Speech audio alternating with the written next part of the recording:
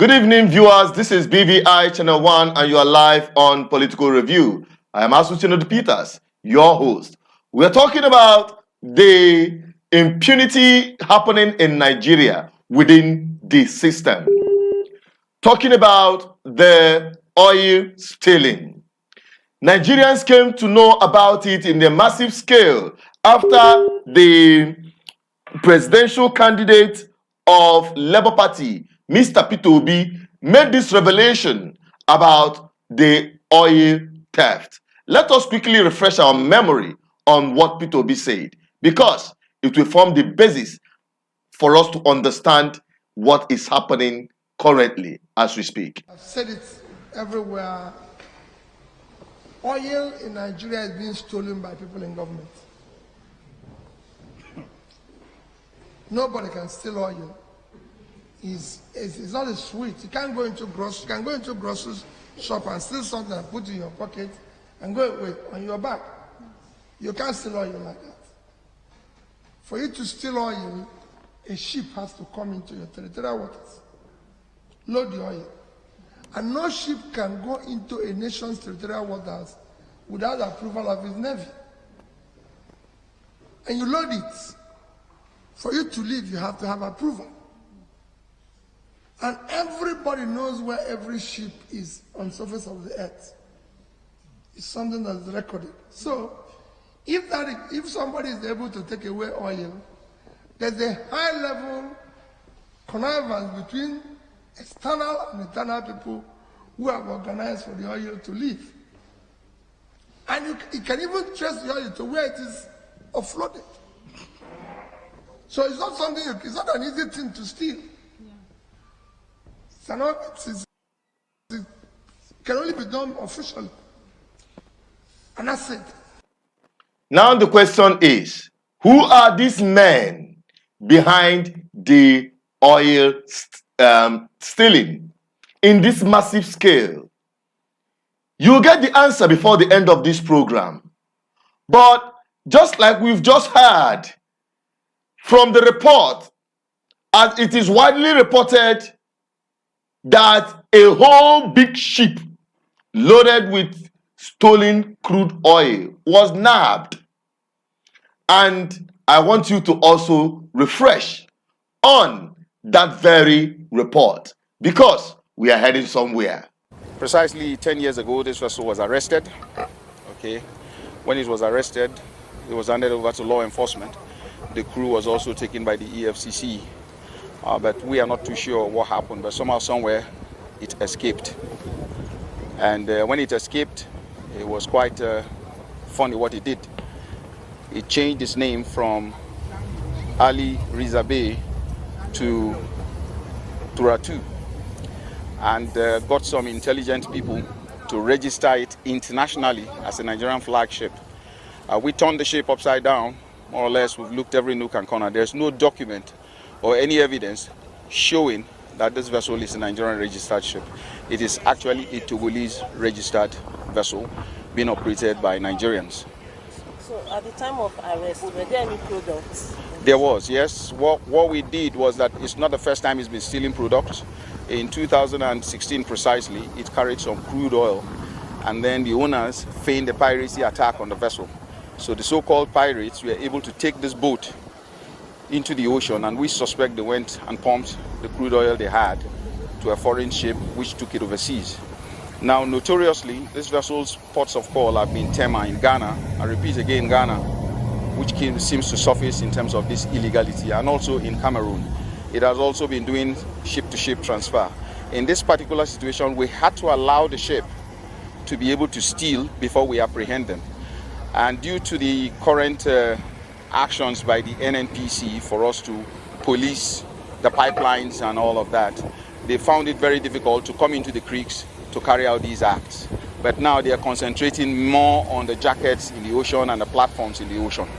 So in this case, they went to a particular platform off Ondo State, a jacket precisely, and then connected their hoses, which you will see when we get there on deck. You will see them into the jacket. And on connecting to these jackets, they started pumping the oil. So we didn't want them to pump so much into the ship I think so far so good. They've got probably better part, 150, possibly that much, 150,000 liters or something like that. That's probably what they have. Now, not too long, immediately after this very ship was nabbed, the next thing we heard, boom, they don't set the ship ablaze. They set the ship ablaze to cover up the tricks and those behind this oil stealing. To be honest with you, since after this report, I can tell you that many people have been asking questions, and you heard it from this reporter that this ship is not the first time it had been arrested with the crew, but Nigerian factor came in a country where a whole ship could get lost and those apprehended with it disappeared into thin air, and there is nothing that was said about it. The same ship continued in the oil stealing. And today, since after Peter Obi actually exposed these dealings in the high sea, the next thing we are hearing is people who are sinking in oil pipeline in the deep sea.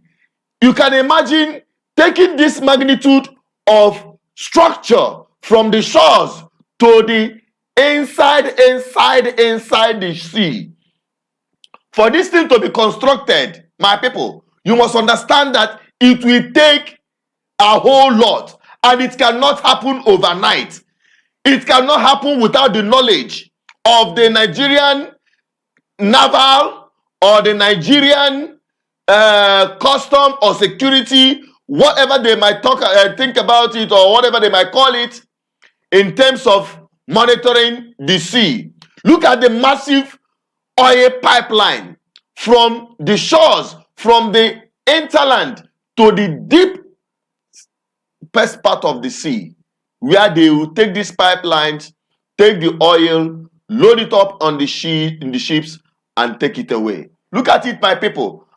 Who would say that what Peter Obi said is not true? Ordinary man cannot go and steal crude oil, my people. Me and you cannot go and steal crude oil because it's not something that you can pick from a grocery shop, just like Peter Obi said. Then who are those behind it? I know many people are afraid to speak. Just like we heard from one of the former Naval staff, what he sent to me on the WhatsApp, telling me or intimating me how deep these things have been going on and those behind it. And you need to hear it yourself on this political review. Okay, this is the response I got from one of our viewers on WhatsApp chat. He's responding to the post I made, saying exactly, they burnt it to cover their track. No vessel comes into Nigeria water or EEZ without Navy and MPA approval. Also, custom and immigration clearance. The Navy have what we call Falcon Eye, used to monitor the sea with real time. Remember, I was in the Navy, but resigned because I couldn't continue to tolerate their evil. Edu, if you have idea what is happening at sea regarding oil theft, you will weep. Another place to focus is LNG Bonny. I work there as operation officer. If you have idea what happens there, I tell you authoritatively, 90% of naval officers are thieves. In fact, armed forces and the paramilitary. Then I asked if I can host him on a live broadcast so that we can talk about this. This is his response. I would love to, but I'm currently in Abuja now, and trust these useless idiots. They will come for me for exposing them. If I was outside the country, now, Haba, why not? So I choose to remain anonymous because they know me in the Navy, and I worked at some sensitive places, especially oil monitoring in Port Harcourt, down to Ekulema 1 and 2, down to Sambriero Creek's waters. Navy and Army are cheap bunkers with their redneck hoo-ha. I am praying for Sapito Obi, and if I'm given the opportunity in his government, I will expose so many things to him, Makachukwu. So these are some of the things he said. I don't need to go further about that.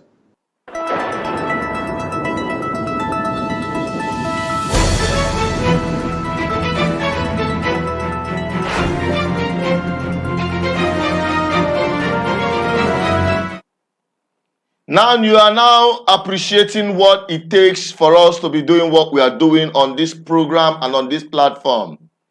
If a naval officer could actually try to come to us like Nicodemus went to Jesus, so that others will not know his identity. You can appreciate the courage it takes for us to stand and be speaking truth to power without looking at anybody's face. So when people like us and on this platform and various platforms who are speaking the truth for public interest, for the benefit of you and I, you begin to appreciate the sacrifice and the risks we are taking. If a naval officer could come to us to reveal the depth of this criminality happening within the ranks and files, now you are aware of those who are behind this oil stealing. Is the government genuinely interested in curbing this? No wonder they don't want the man that revealed it to not just Nigerians but the entire world, the impunity going on within the Nigerian state and the root cause of every problem that Nigeria is plunged into. I have with me an analyst, BVI analyst, and also our ambassador, GGM, residing in Warri, who is joining me virtually tonight to dissect on these issues. It's my pleasure to bring in Henry. Henry, it's a pleasure to bring you in on this program. You can unmute yourself. Okay, yeah, Mr. Chinedu, good evening. Please, can you hear me? We can, and the world can hear you as well. Okay, yeah, thank you, viewers, for having me this time again. Mr. Chinedu, without being told, all of us are not unaware of the deep-seated conspiracy against the Nigerian state by this oil cabals. Do you understand? And I must confess, this oil bunkering combined with piracy is becoming a billion-dollar industry in Nigeria. It was worth more than $10 billion annually in this country. So, and it's not an industry that is ready to give way. If there is no serious, should I say, radical and drastic approach. But you know the funny thing? The culprits, the people that are behind these things, are people in government. It's an open secret. Everybody knows who and who are basically responsible for all this anomaly. But there's nothing is being done to arrest the situation. I know the funny and shocking thing. This issue keep repeating itself. I can remember sometime last year when Tompel and his group of people discovered a similar something of such magnitude like before, around this time last year. They still use the same approach. They went and burned down both the oil and the tanker and everything. And shockingly, this time again, this year, they still repeating the same pattern. And you now begin to ponder, is it that there are a lot of things going behind the scene that they don't want Nigerians to know? Because that is where the whole thing is pandering to. You keep, like this is one that happened recently. You got a tanker that carried over 800,000 barrels, and it took off. You even know the itinerary. It took off from Ondo State, as alleged by the Nigerian officials. So, and we also know the people that the family that are even the owners of this tanker. So, what is stopping the government to not only to prosecute those guys, but to recover those oil, even if it means directing it to Dangote, the new factory, so-called, do you know what I mean? So-called refinery. Why not divert to that place before you now prosecute those with than going the same route of trying to destroy everything? Because in trying to destroy those tankers, you are not only denying the economy of the much needed funds, you are killing the ecosystem of Niger Delta. You are making farmers in that area to be redundant, because that oil you are pouring away inside the system by trying to burn it away is going to affect the ecosystem of that area. Most of the economic activity in that place will grind to halt. So this is not what we expect from a government that is promising, what should I say, a renewed hope. One begin to wonder the kind of hope they are bringing on the table when you keep repeating and reinforcing the same old lies and repeated mistakes that have brought us to this folk. So what is happening is not surprising, because there has never been an intention ab initio to make things right. It's just I'm so, and it's so unfortunate to say this. We are in for a big ride if care is not taken. Thank you. All right, thank you very much, Henry, for your submission. Now, you've made mention of how this vessel was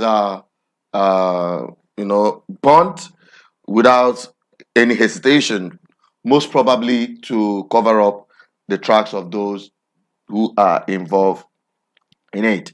Now, this is a live interactive section. If you're watching, you can be part of this program by calling 08104545533 to your submission, because it is designed, this live program is designed to give our viewers the opportunity to add their voice, because we are here to give you a voice on what is happening. Now, you can also drop your comments on the comment section, because we're going to go through it and read out the comments that are most relevant or relative to the topic under review. Now, back to Henry. Henry, judging by the whole circumstance and the Nigerian state, it is a systematic thing. It is something that is well organized, and the government will not say they don't know those who are behind it.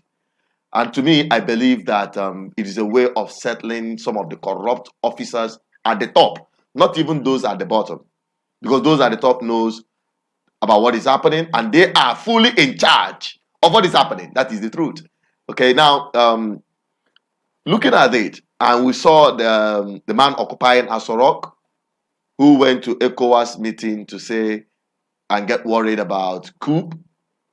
And when I look at these things and put them side by side, I said, Tinubu thinking about or talking about coup in a country, especially Nigeria, where almost everyone is so corrupt, so infested with the impunity of the system. Everybody is cashing out in his own angle. I don't think that the Nigerian ranks and files in the military will even be interested in, plotting any coup while they are well settled. Even those that are collecting whatever they call, the ones that are on command and control. If you go down from what the naval officer that reached out to me was saying, is that it trickles down to the ranks and file, down to the ones that are monitoring it on the streets. They are all cashing out. In fact, some of them bribe their way to be deployed in such strategic places. They amass a lot of wealth. In fact, the whole system is in a mess. And it can only take one man at the head of the affair, the president of the country, to fix this with one stroke. To flush, just like when somebody goes to the toilet after using it, with just one flush, every whole mess goes down. It takes only one man. And that is why I believe they are struggling very hard to thwart the outcome of the 2023 presidential election. Do you hold that view, Henry? Does that reflect on your own thinking, or do you have a different perspective to it? Mr. Chino, I think I will basically concur with what you're saying, because if you look at this our country, Nigeria, that Tinubu is trying to bring up such, should I say, whether it's a deft or crafty move, shows you that our country already is in a state of war without anyone declaring it. Do you know that today in Nigeria, they have more than enough ungoverned spaces that government is battling to contain? So what Tinubu is doing on one hand may be good. Do you understand? But the problem with his personal is that you cannot, do you understand, give what you don't have. The process through which you must answer the excellency must be excellent. So far, Tinubu ab initio from the get-go doesn't have what it takes. He doesn't have the gravitas. There's not a core presence of mind. If you are shouting equity, you must come with equity to the table. So he doesn't have that presence of mind, the charisma, the gravitas, the wherewithal, and the personality owing to his past to stomach the changes we need in that industry. And I can assure you that. So what we see is what they call, should I say, what we are going to be seeing is what they call cosmetic approach, populistic approach, just like the way they went and bought those refineries. But all of us know the only plausible things to do. You need a clean sheriff in town, someone that doesn't have any bias, he's not entrenched, he doesn't have any baggage, so they can come and do the human job, like cleaning the organ table.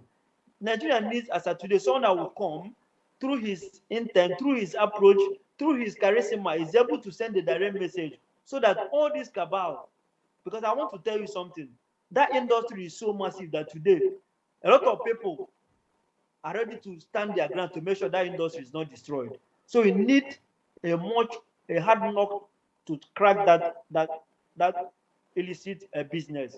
And I want to assure you guys that Tinubu doesn't have what it takes. And my only concern is that they shouldn't continue in such a way that when they wake up, we don't have a country we're going to call Nigeria, because Nigeria is a mono economy. We deal on oil.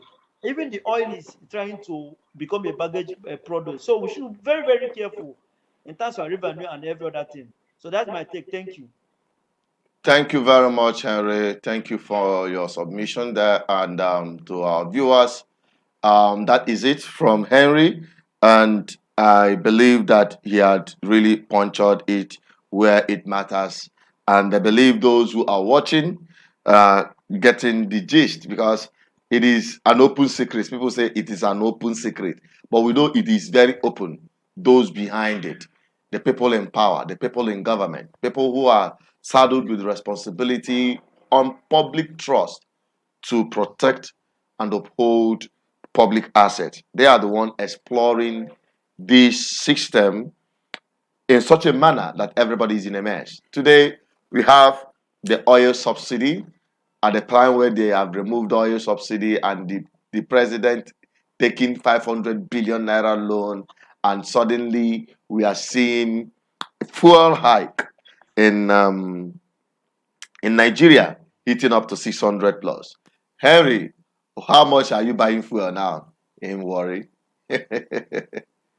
Chinedu, what happened today was very shocking. You know, presently I'm in Port Harcourt for a visitation.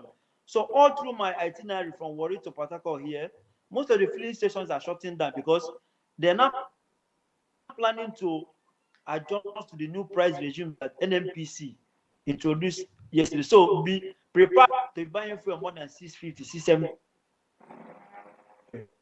That's Tinubu's Nigeria for you. Do you understand? Yeah, I got it, because I just pray that. I actually got it, because when Tinubu was saying that he will continue from where Buhari stopped, Nigerians actually knew. Some people who get sense knew that we can't allow that to happen. That's why you saw many Nigerians come out en masse to embark on this ballot revolution. That was a huge success. And we are still battling it, because while we are still having a glimpse of hope that the tribunal will have no option than to do the right thing, than to restore back the mandate of Nigerians that was stolen by INEC and the APC. If not, by now, we'll be waiting for an agonizing 8 years, because it's not going to end on this one. Before, by the time the guy finished with 4 years, he must have consolidated properly the impunity.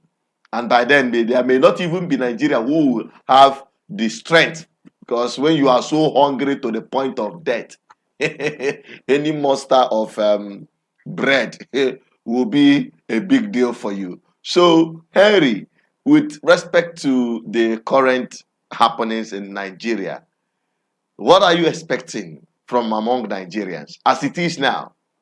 Because some people are already clamoring, we can't take that, let's hit the street and all of that. What do you think? Chinedu, I have my fears about my country, Nigeria. Okay? Nigeria is gradually embarking on what I call self-destruct. The country is already on autopilot. When Buhari came and lowered the bar in governance. In fact, Buhari was a total waste of time. Do you understand? He came and made the country, he messed up everything. He couldn't even return it to the level where he met it from Jonathan. And unfortunately, now handed over to Tinubu of all people. So I would have wished that by now, every Nigerian living in this country should be awarded the certificate of survival. Do you understand? Because it's well deserving. And when they come out to say Nigerians are the happiest people, you now begin to give Philip to that to Maxim, because it's only in Nigeria that people will stomach what is happening. Check all around you. You can't even buy fuel. You can't eat. You can't go to school. There's nothing you can practically do. Everything is on the high side. Dollar 800, fuel 700, kerosene 700. Everything above poor man's reach at a point.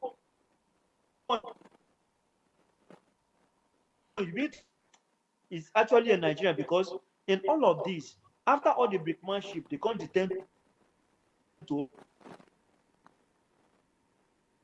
Harry, I can see you're struggling with your network. It is part of the Nigerian factor. Nothing is normal. Everything is abnormal in this country.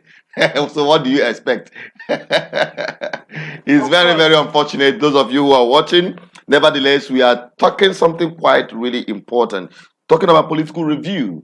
It is political. Who gets what and what? Who is in charge? Who take decisions that affects us all? By one man's stroke of a signature, all Nigerians are running helter-skelter. Oh yes, when they say, I will hit the ground running, Tinubu had really hit the ground running. And every Nigerian is on the run. Everyone. Some have ended in Jupiter. Some are running to America. The other ones are running towards Asia. In fact, those who couldn't catch flight are running through the desert. It is unfortunate.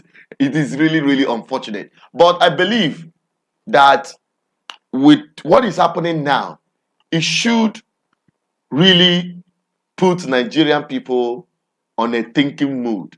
Where are we running to? Is running away from this the solution? Hell no. And some people will say, oh, you want to stay back and fight. With what?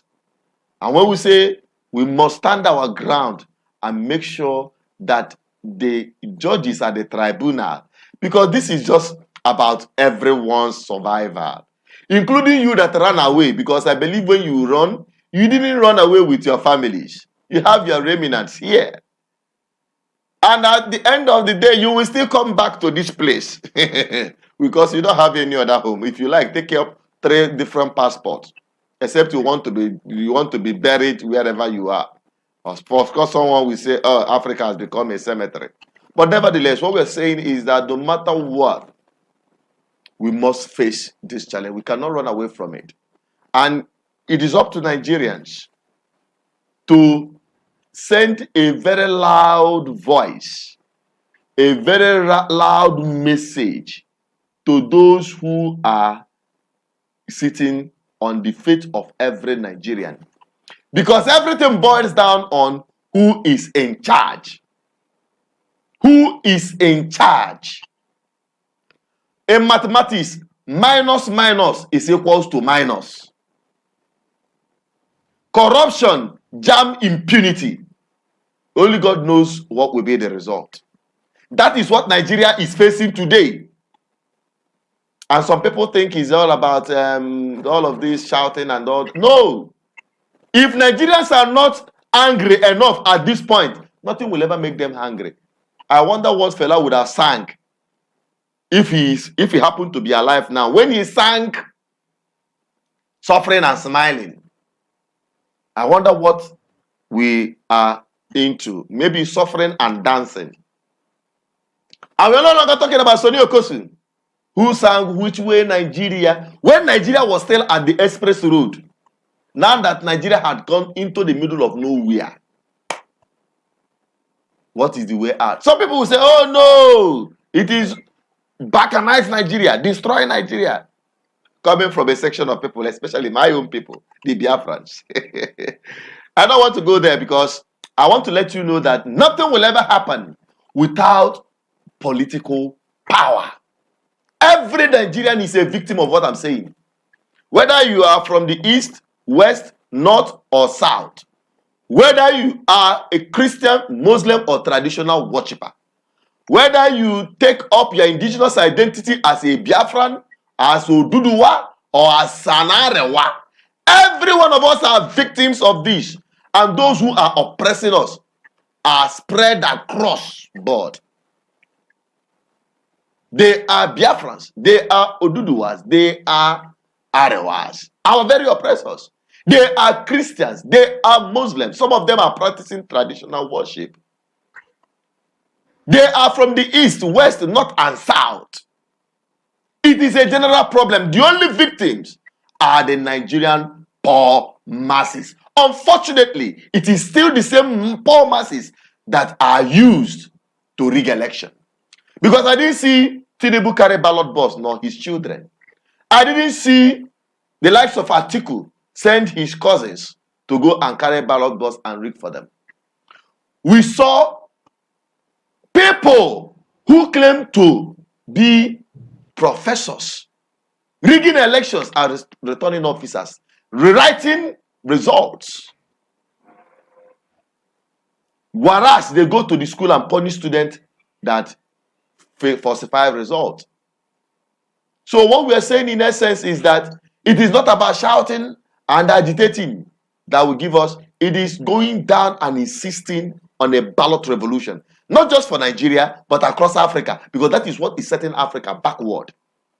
So, on this note, I believe that everyone have gotten a glimpse of the problem of this country. What do you think will be the solution moving forward? I'll bring in Henry to say his mind on that and probably wrap up on his submission for tonight. Hello, Henry. Hello, What's the Mr. way forward? Chinedu. We are in a hole. I hope you can. What is the way out? First and foremost, I want to emphasize one thing. There is no village called Africa. The problem of Africa, and by extension, Nigeria, is irresponsible government. Africans and Nigeria, by extension, does not always do the right thing at the right time.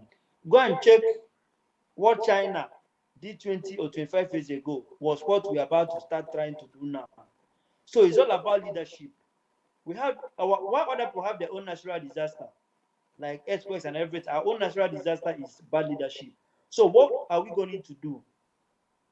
We have to own it up to ourselves and begin to reach out, like what we're doing with this platform.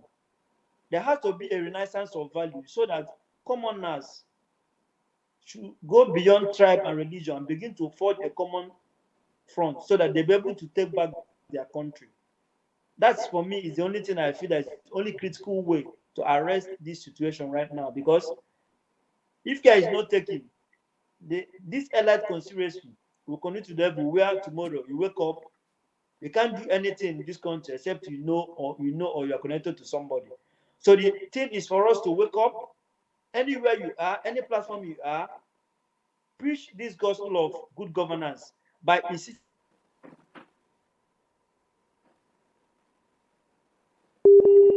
Network, Nigeria problem. Where will it ever end? We hope to have Henry back again, and we are wrapping up on political review. It's not a surprising thing that it is happening, but we must continue. We appreciate those of you who have watched this far. We don't want to make it stay too long. We have fast spent our time on this program as we continue to tidy up what we are doing. We believe that subsequently we will bring you more exciting and inspiring programs on this platform. So thank you very much for watching. Keep subscribing, keep liking, keep sharing, continue following everything that we do, and keep supporting our effort. Just like you've heard, we make a lot of sacrifice to deliver this message to you. So the least you can do is to support our effort. And on this, I'm signing out and saying, may God bless you, keep faith alive, and keep the agitation for good governance burning, because that is the only solution to our problem. Till I come your way, stay safe. And we are on Political Review. Bye-bye for now.